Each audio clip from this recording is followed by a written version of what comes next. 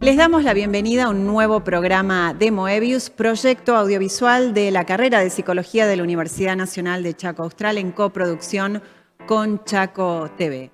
Dentro de la salud pública, el campo de la salud mental involucra políticas de otros sectores como desarrollo social, justicia, trabajo, educación.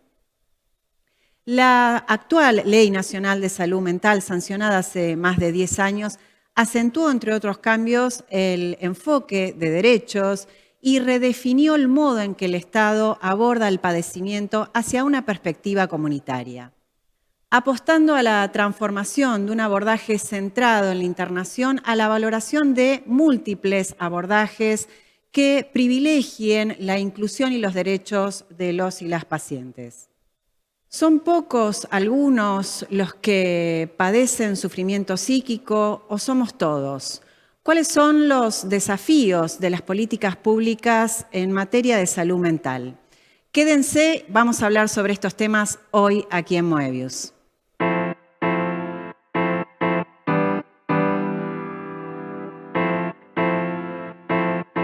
Para abordar la temática sobre salud mental, entrevistamos a una de las referentes más importantes de nuestro país, Alicia Stolkiner. Ella es profesora titular de la Cátedra de Salud Pública y Salud Mental de la Universidad de Buenos Aires, directora de proyectos UASIT. Veamos qué nos decía Alicia Stolkiner. Alicia, bienvenida a nuestro programa de Moebius sobre salud mental. Muchas gracias por acompañarnos. Gracias por invitarme. Alicia, toda una referente del campo y justamente para preguntarte sobre una breve historización, porque la Ley Nacional de Salud Mental ha sido un logro importantísimo para quienes no conocen en su narrativa, en su texto tal vez, no se refleja todo el complejo proceso histórico que involucró la Ley Nacional de Salud Mental. Claro, hay un proceso histórico que excede la Argentina, que es a partir de la Segunda Guerra Mundial, con un antecedente que era el higienismo de principio del siglo XX, pero a partir de la Segunda Guerra Mundial, tres ejes centrales en los países así llamados desarrollados, Europa y Estados Unidos, que es la aparición de los estados sociales o estados de bienestar con políticas sociales dirigidas al conjunto de la población, ya no solo políticas individuales, digamos, la aparición de la psicofarmacología y también un fuerte énfasis en la cuestión de los derechos después de la Declaración de los Derechos Humanos y movimientos muy transformadores como movimientos de reivindicación de derechos de minorías segregadas que culminan con la reforma psiquiátrica italiana. Después vamos a tener en el 40 y pico, alrededor de la Segunda Guerra, con Carrillo, ese movimiento que él hace de decir que las personas con, nosotros llamamos hoy con padecimiento psíquico, tienen que tener el mismo tratamiento que cualquier otro enfermo, que es una enfermedad. Después, durante el desarrollismo, hay una serie de experiencias alternativas, de experiencias innovadoras, Mauricio Goldenberg en el Hospital Lanús, la creación de los centros de salud mental de la comunidad en la ciudad de Buenos Aires. Estas experiencias muchas veces no son motivo de políticas, no son producidas por políticas que vienen desde el Estado, sino por iniciativas de personas que traen estas ideas innovadoras. Esto disminuye durante la dictadura, después con la vuelta a la democracia hay lineamientos de un Plan Nacional de Salud Mental, aparece la reforma de Río Negro, después se suspende esto durante el periodo de los 90 y las reformas neoliberales y después la Ley de Salud Mental va a ser la culminación de la aparición de nuevos actores de toda esa historia, pero además la aparición de dos nuevos actores definitorios que son los organismos de derechos humanos y las organizaciones de familiares y usuarios.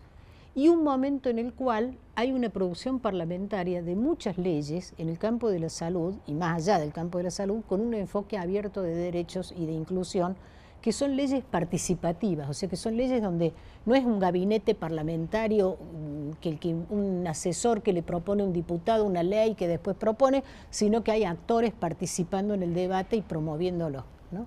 Esa es más o menos en síntesis cómo se llega a la Ley Nacional de Salud Mental. Es una larga historia. La ley contempla una noción, un concepto, un significante, también depende desde la perspectiva que lo veamos, que es sujeto de derecho, ¿no? Se reitera, se repite, circula. Desde tu mirada, ¿qué significa sujeto de derecho en relación a la salud mental? Hay una palabra que perdió énfasis en el terreno de la psicología, pero que yo mantengo en el terreno del derecho, que es la palabra persona. Entonces, ¿qué se considera como sujeto de derechos?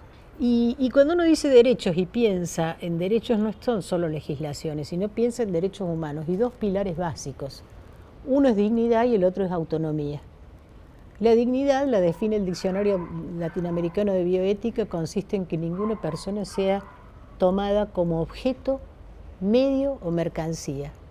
Y la autonomía es que la persona tenga siempre el nivel de dignidad básico como para tomar decisiones en relación a su propia vida, según sus propias condiciones también, ¿no?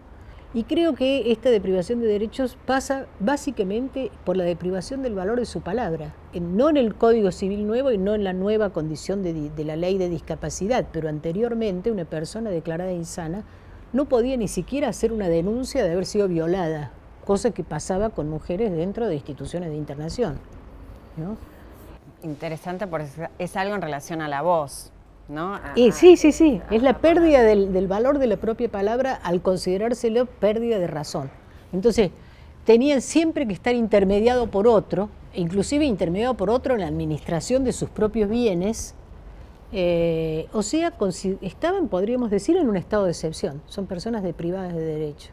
La ley de salud mental viene a colocar en el lugar los viene a colocar en el lugar de personas, o sea, en el lugar de sujetos de derecho, y en el reconocimiento de tal establece algunas cosas, algunas limitaciones y encuadres jurídicos necesarios para una condición tan extraña como es la deprivación de libertad de una persona en nombre del cuidado de su salud.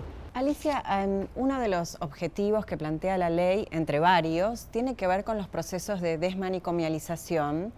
La pregunta, por un lado, es de qué se tratan estos procesos y cómo se encuentra la Argentina en la actualidad en relación a esta posibilidad.